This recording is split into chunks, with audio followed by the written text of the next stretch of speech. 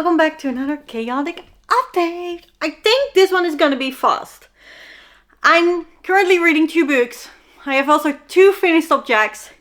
And we have some projects you have seen before and have a tiny bit progress made. So that's what we're gonna talk about today.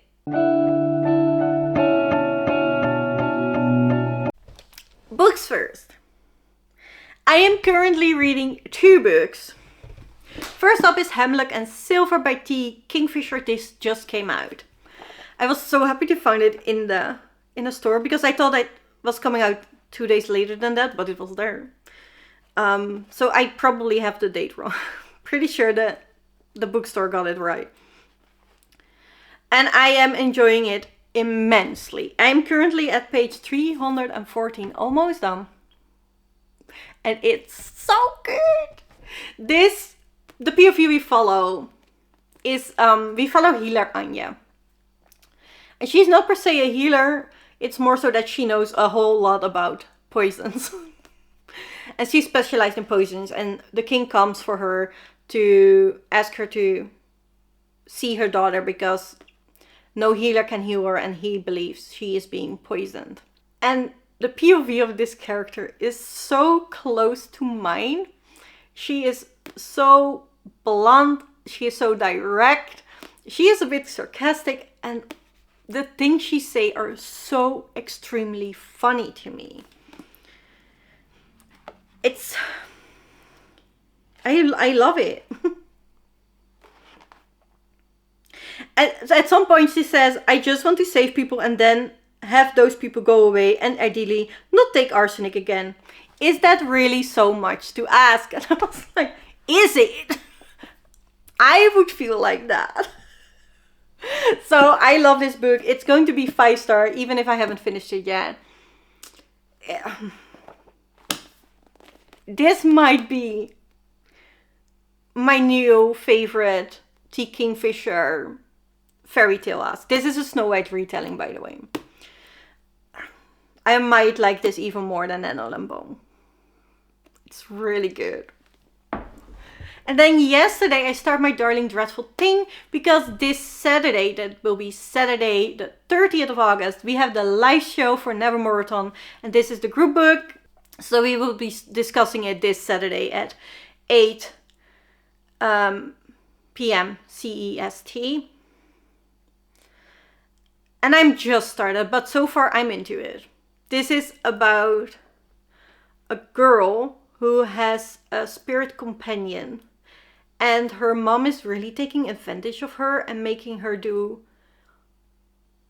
fake seances that go really far. So it's a very interesting dynamic, it's creepy, it's quite dark, but it's, the spirit is lovely and creepy at the same time.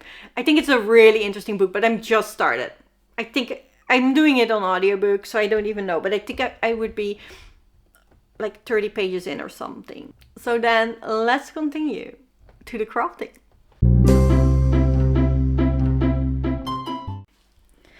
First all is the finished object I'm wearing today. This is the Lusk tee by Rebecca Clow, and I absolutely love it. This is my first ever summer tee I knitted, and oh boy is it a good one. Look, I will put footage there of me wearing it so that you can see properly. I have made the DK version with French Cotton Silk by Hobie. And it's so extremely soft. I was a bit nervous. This is a 17 stitch gauge, the same as her Tosati. And you can see a bit through when it was blocked. And you could still see a bit through when you held it up to the light. However, on me, you don't see anything at all. I absolutely love the fit of this. I love the neckline. It is close enough that you don't see anything peeking out. I love the sleeves.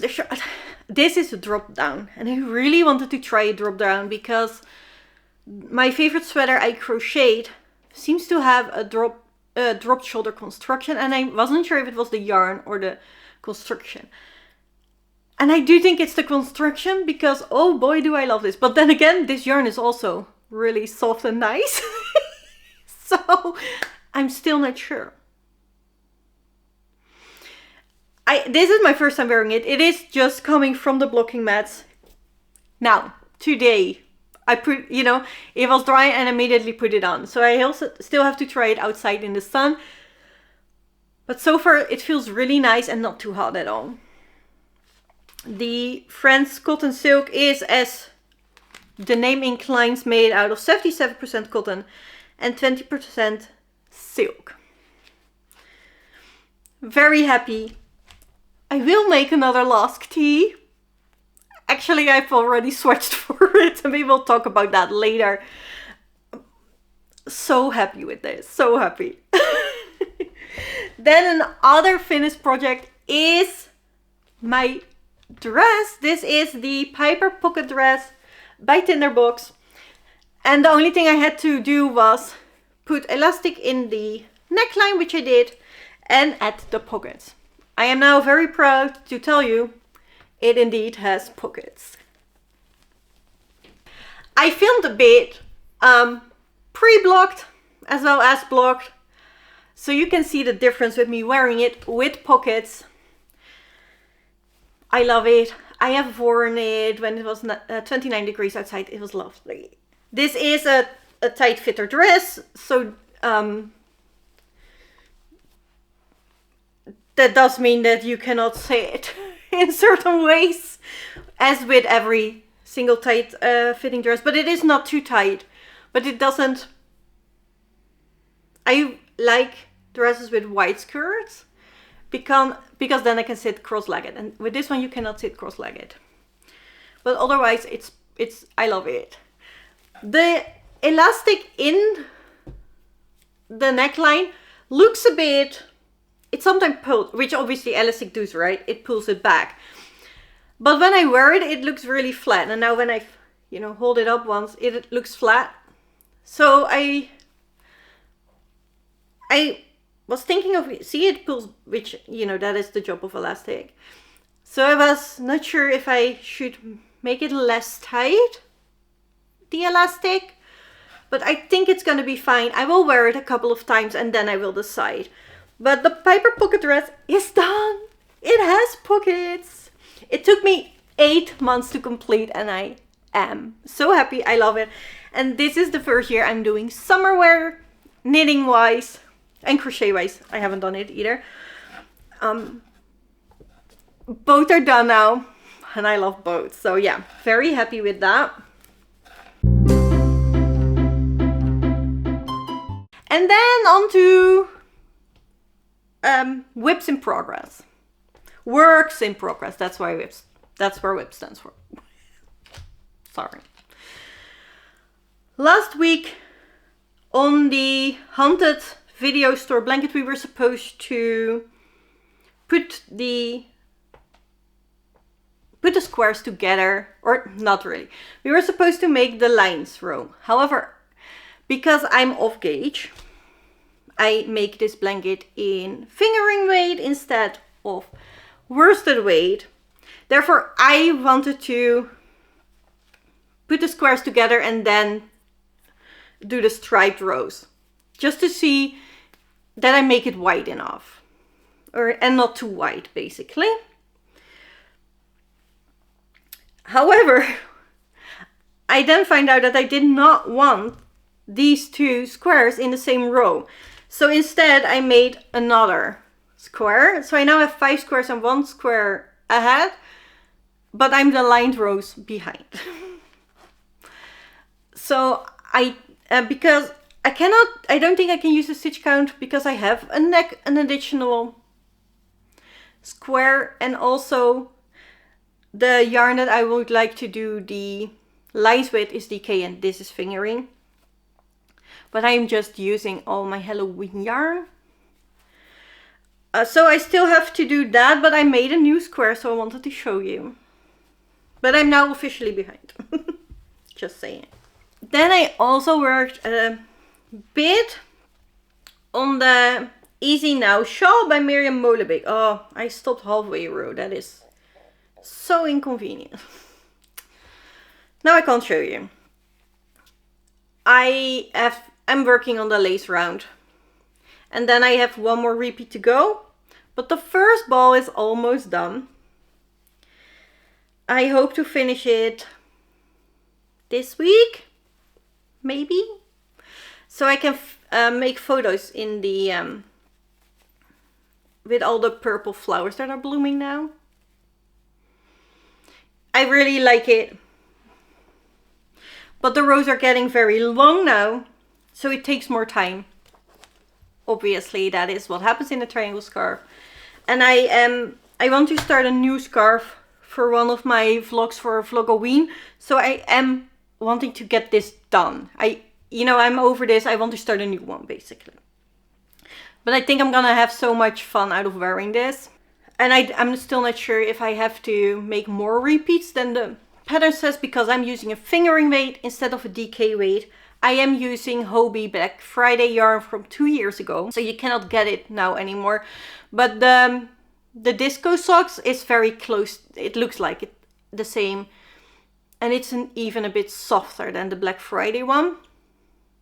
So if you want the same fingering weight as I have, I would recommend that yarn. It is almost exactly the same, if not the same. And it has many colors too, so. And because I finished my big projects and I now only have lace work on the needles, which isn't, I have to check the pattern. Honestly, it is very easy. There are 3 rows you have to remember for the lace pattern. Normally I would be able to do that and I would not need a pattern. However, with my medication brain, I do need a pattern, but I'm pretty sure most people would not need a pattern for this. So I didn't really have anything that I could just knit or crochet endlessly in the round, because my Tulsa tee and the Piper pocket dress have been that for many months now. So what that ends up happening is that I made some more squares, 4 more, 3 of this light pink and 1 of this darker pink for my mom's cardigan. It's the Pro Lana cardigan, the twin set grannies, I believe it's called. So we have 4 more squares, and it was fun because I picked up some pink cotton yarns in vacation. I always like to go to bookstores and to yarn stores to pick something up that reminds me of the vacation, and I needed still more cotton pink yarn for my mom's cardigan, so I that is what I bought.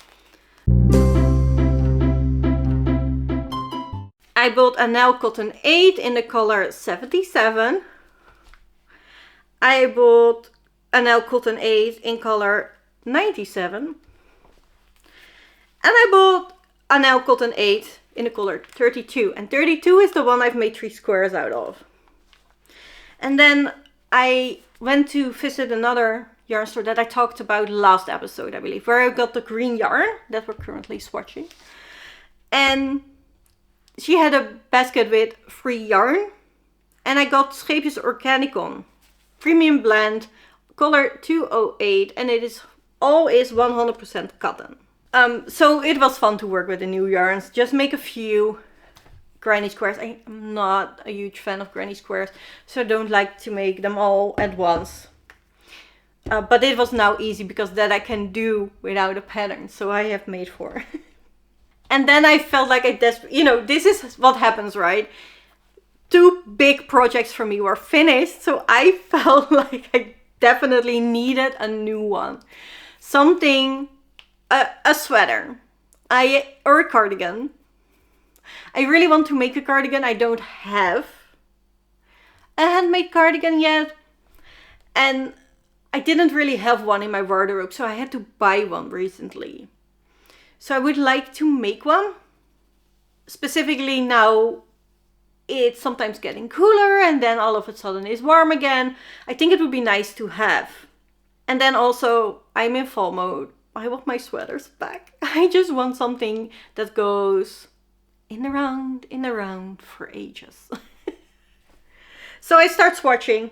First up, I start searching for another Lusk tee, but I intend to make it long sleeve for winter. And this time I would like to try the fingering weight version.